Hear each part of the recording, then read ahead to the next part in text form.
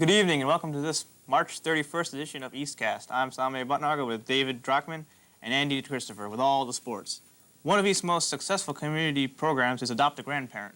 Every Friday, East students volunteer to go to Meridian Nursing Care Facility to spend time with someone in the nursing home. This program is run by Mr. Burgess and his students who must raise the money they need, including costs of weekly bus transportation. As a result of their hard work and dedication to the nursing home residents, Meridian Facility has donated $500 to the group to defray the cost of transportation. Adopt a Grandparent is just one way the students at East give back to their community. And now over to David. Into the Woods opened Thursday night with a bang, literally.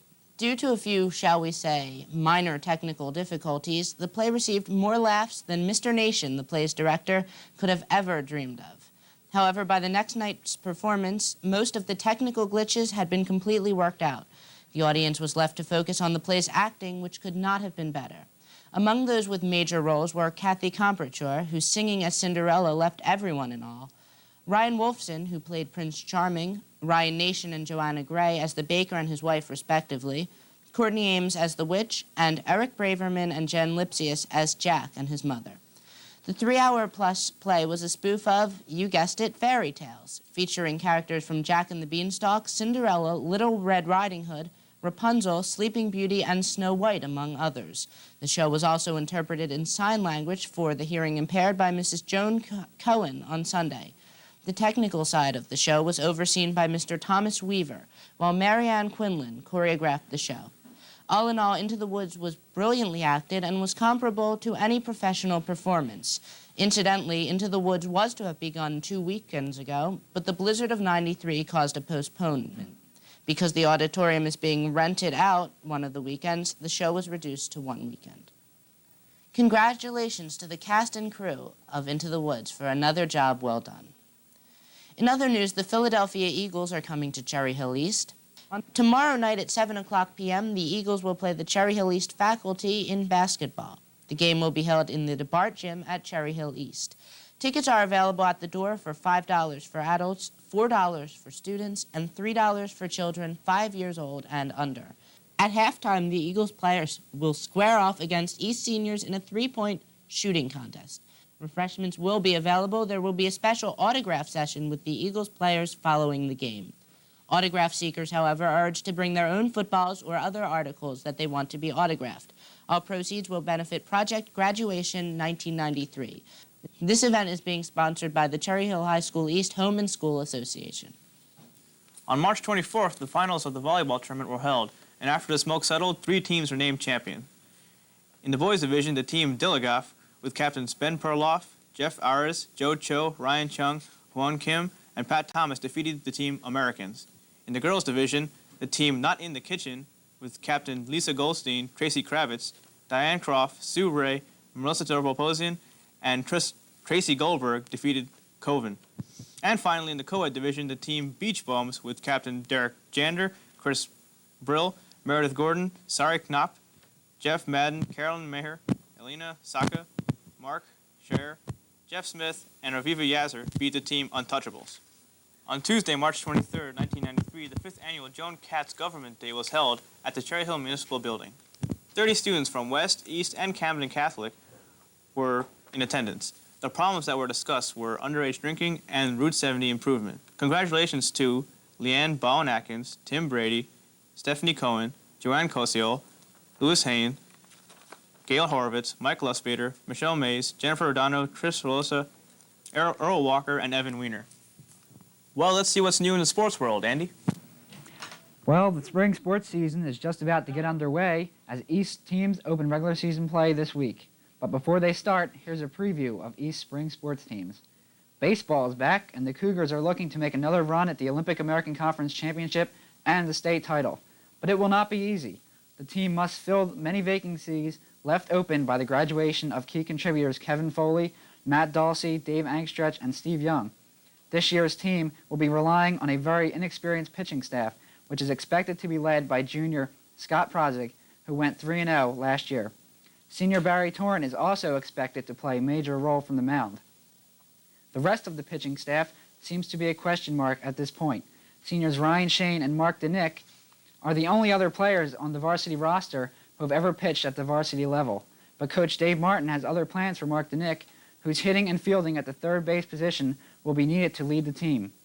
The Cougars will also rely on the production of heavy-hitting junior outfielder Dave Kim. This, plus a steady output from senior infielders A.J. Salvatore and Jesse Murray, and junior outfielder Ted Farneth, should keep the Cougars in good shape. As for softball, the girls are looking to finally make a push to outdo mediocrity of recent seasons past. There are high expectations for returning senior ace pitcher Tracy Goldberg, who will be carrying the load for a shallow pitching staff.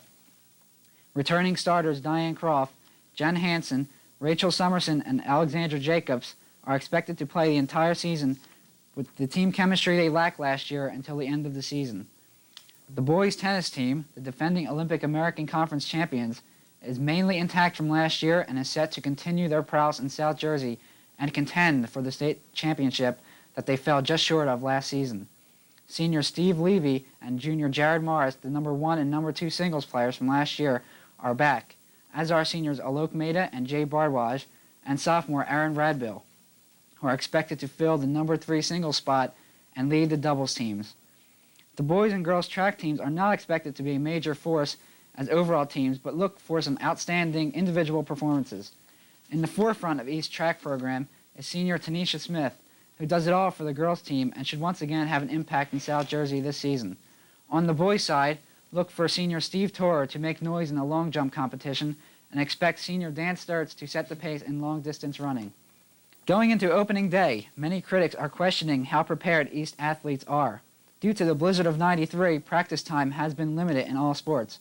However, East supporters may be overreacting to the situation. All of South Jersey was paralyzed by the blizzard, so although East may be behind schedule, so is just about every other school in South Jersey. So it should be an interesting sports season, so go out and support your favorite sport. That's all for sports. Now back to David. Thank you, Andrew. Several students from Cherry Hill Junior High Schools have been asked to represent the United States in the People-to-People Student Ambassador Program to Russia this summer.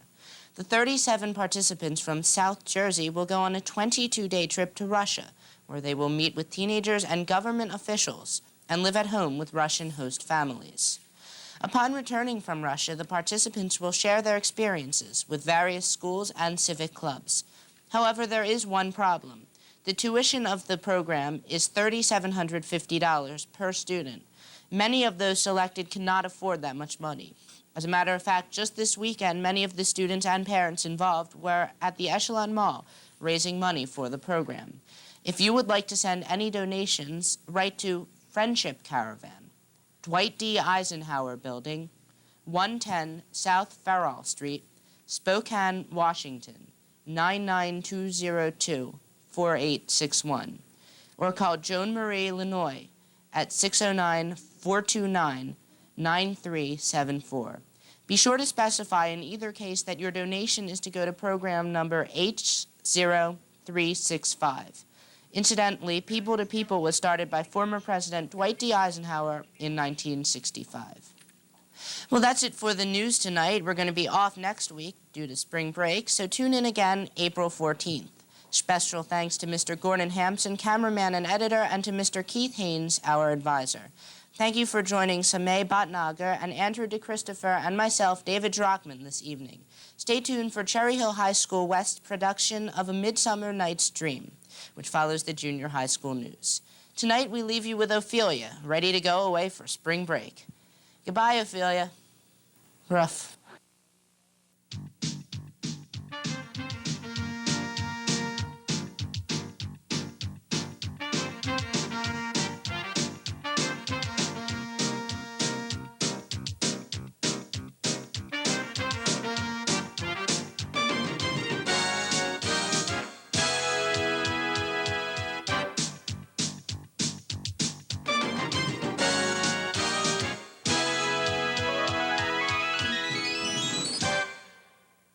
Good evening, and welcome to the West Report. I'm David Handman. And I'm Jen Garrido. The annual Pavis Festival will be held on May 27 at night for the community of family and friends, and on May 28, Friday, for the school. According to Mr. Colon, the coordinator, this year's festival will give both students and teachers the chance to showcase a hidden talent or one they have highlighted before. It includes the display of artistic talent, as in drawings, vocals, acting, literature, music, as well as physical talents such as gymnastics, skateboarding, or rollerblading. It's also a day when students and teachers conduct workshops. Students and faculty members are invited to try out for the variety shows. No date for tryouts has been released yet, but for more information, please see Mr. Cologne. The West Report would like to wish good luck to the Purple Knights West Chess team as they embark on their journey to Dallas, Texas for the National Scholastic Chess Tournament. The team finished fourth in the state this year, and they hope to do very well at the national tournament. On Friday, 6 French students from Cherry Hill West and along with 10 students from Cherry Hill East will travel to Cour d'Ivoire, France, a suburb outside Paris. There, along with their chaperones Mrs. Potts and Mrs. Varon, the students will experience French culture and improve their speaking capabilities for 12 days. We hope the French students will have a good trip. Bon voyage.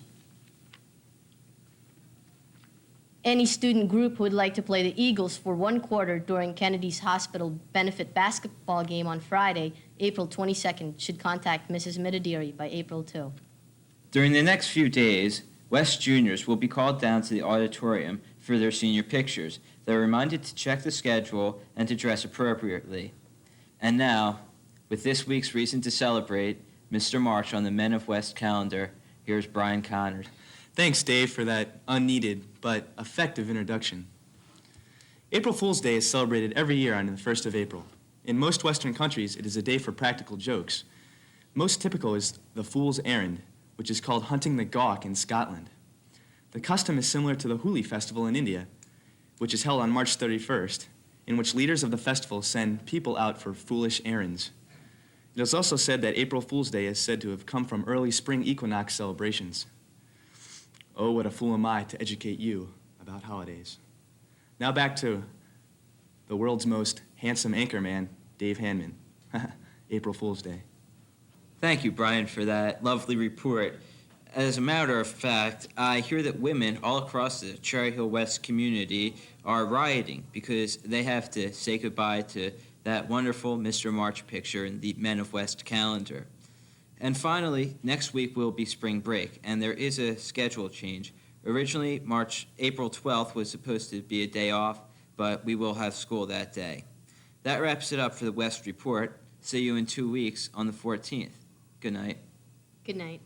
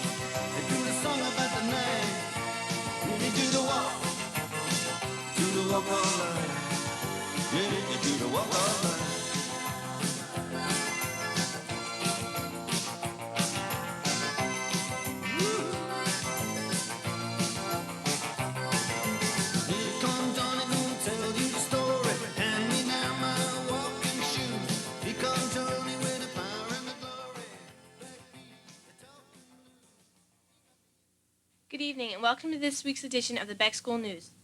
I'm Mona Milan, and tonight, along with Jay Del Rosario, we will anchor tonight's program. Last week, Beck School conducted the Iowa and early warning testing sessions. 7th graders were given the Iowas, and 8th grade students took the early warning tests. Makeups are scheduled for this week. Jay? On Tuesday, March 9th, students attended a SCAT committee meeting. SCAT, Students Caring About Tomorrow, is now devoted into placing a Beck School entry into this year's Township-wide Cultural Arts Festival. This year's festival will be a joint venture between the Cherry Hill School System and the Township.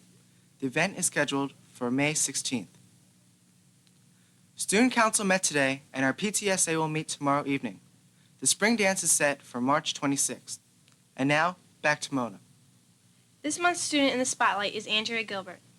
Andrea is an exceptionally talented person who had recently presented a lesson to over 100 of her peers on the topic of hearing-impaired persons. Andrea herself, hearing impaired, is a remarkable student who participates in every aspect of the offerings here at Beck. Let's look in on a few minutes of her presentation. Hi, how are you today? I'm Andrea.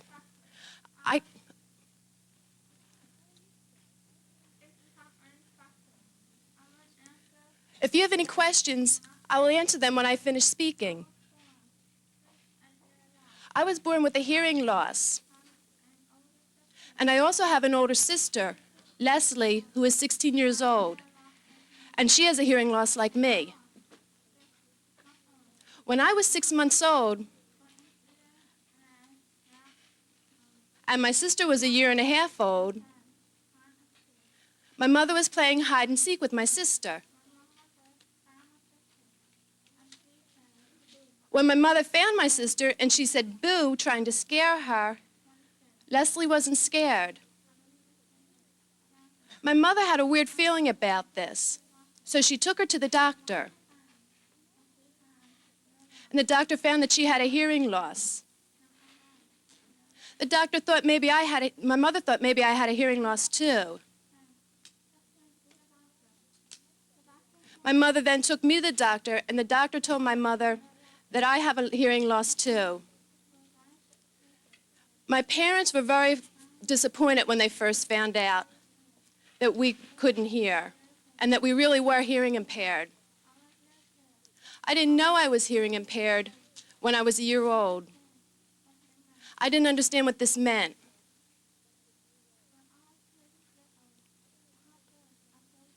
When I was 3 years old, then I understood that I couldn't hear. It was pretty depressing, but I'm happy about it now. When I was a little kid, I went to nursery school for the deaf in the morning, and then I went to JCC in the afternoon.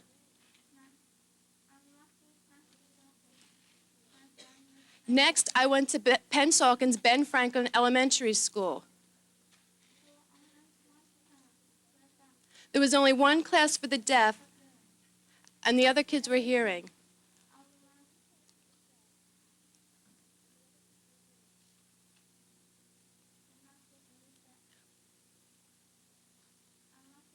In 1986, I went to South Valley Elementary School in Morristown. I was in the 2nd grade. I stayed there for 3 years. And then I went to Bret Harte in 5th grade. And that's where I met Mrs. L., my interpreter, for the first time.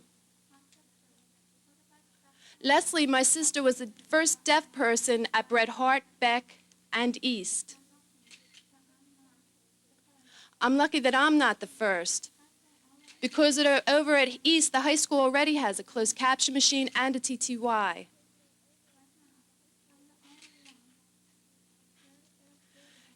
Right now, I'm the only hearing impaired student here at Beck.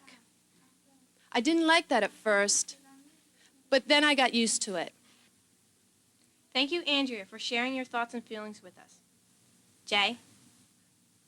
The boys' 7th grade basketball team reached a milestone this season. They went undefeated. Here are their coaches with comments regarding those kings of the court.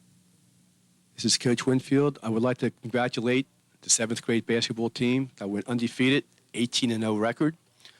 It was not only a great team in talent, but it was a good team as far as depth and flexibility was concerned. I'd like to say a little about each of the players, starting with our point guard, Scott Plasky, who was the most valuable player, without which we probably could not have won. Our other guard, point 2 guard, was Doug Ridio, who was our best outside shooter. He made most of the three-point shots. Next to center, Brett Bristow, who scored a little less than 200 points. He was our big man, the guy who we went to whenever we needed points. As far as our forwards are concerned, Robert Pine was the best rebounder on the team. Robert was very aggressive. He made sure that he got all the rebounds he went after. And the other the other forward was Greg Rubin, who had an outstanding talent as far as taking offensive fouls, offensive charge fouls, and he was our best defensive player. But it didn't stop there. We had very good reserves. Our guards, Jason Marcus was probably our most improved player, and he added an element that the team probably lacked in speed. Unfortunately, Jason broke his wrist midway through the season, which deterred his progress, but he should be a great player next year. Our other guards was Pat McCall, who was a very good penetrator and shooter, and Greg Drinkwater, who was a very good defensive player. Our reserve center, Dan Whitman, was very aggressive on the boards. He was a very gutsy player. And our forwards was Ed Pine, who was brother of Robert Pine, who was a very good defensive player, good rebounder. Kyle Smith, very good defensive player. And also Nick Sherwin, who was a very improved rebounder. All in all, it's a very good job. I want to thank you guys. And lastly, I'd like to thank our head coach, Ralph Ritchie, without which we could have not done as well as we did. Ralph is a very good coach, very good teacher, who maximizes strength and tries to improve on the weaknesses. I'd really like to say it was an honor working whom I consider the Bobby Knight of junior high school basketball. Ralph, thank you. Thanks, kids. Hopefully I'll be here next year. Greg Drinkwater, guard. Scott Plasky, guard. Greg Rubin, forward. Jason Marcus, guard. Patrick McCall, guard. Doug Rodeo, guard. Dan Whitman, center. Nick Sherwin, forward. Ed Pine, forward. Rod Pine, forward. Brett Bristow, center. I'm Kyle Smith, and I play forward. This is Ralph Ritchie, the head basketball coach at Beck Junior High. I'd like to just reiterate a couple of things that Coach Winfield said earlier in the program, that our 7th grade basketball team was simply outstanding this year. The entire program was a positive program for everyone involved. Our 8th grade team was a very good team this year, too, but the 7th grade was outstanding in the fact that they won all of their ball games. To go undefeated and play the type of competition that we play is really a feat, and Coach Winfield and I are really looking forward to working with these guys again next year.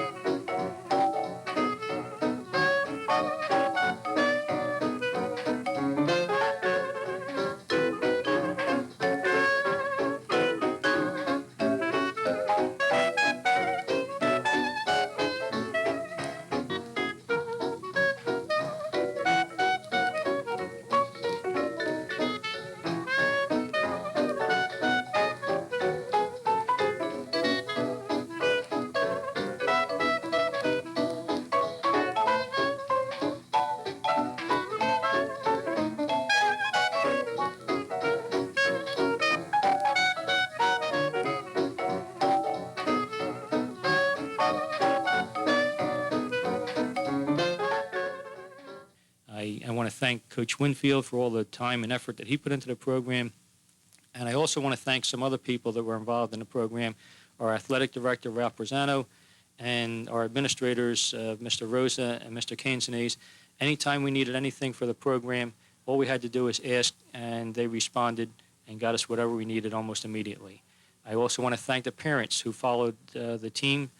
We had some very loyal parents and friends of the ball players who came to all the games, not only the home games, but the away games, and that's a big thing for these kids at this age, to see their friends and their parents and their relatives in the stands cheering for them, and that support is very important. We'd like it to continue again next year. So from Coach Winfield, myself, and the administrators here at the school, and our athletic director, and the parents and the ball players, thank you for a great season. This concludes tonight's edition of the Beck School News. For J. Del Rosario, this is Mona Milan. Thank you for watching.